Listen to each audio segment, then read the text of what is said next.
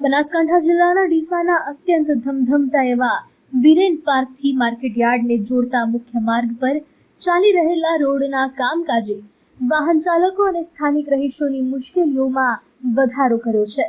Contractor દ્વારા કોઈ પણ પ્રકારના સુરક્ષાના સાધનો કે સાઇન બોર્ડ મૂક્યા વિના જ આડેધમ ખોદકામ કરી દેવામાં આવતા આ રોડ હવે અકસ્માત ઝોન બની ગયો છે।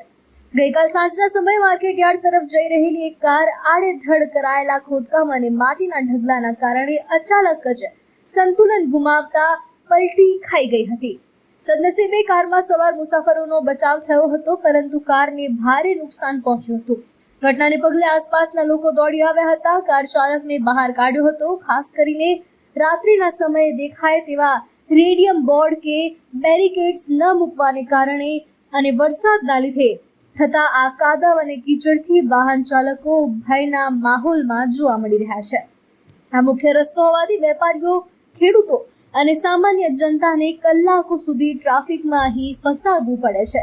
સ્થાનિક રહીશોની માંગ છે કે તંત્ર તાત્કાલિક ધોરણે આ બાબતે દખલગીરી કરે, બેદરકાર કોન્ટ્રાક્ટર સામે યોગ્ય કાર્યવાહી કરે અને રોડનું કામ વહેલી તકે પૂરું કરાવે, જેથી ભવિષ્યમાં કોઈ મોટી હોનારત ન સર્જાય।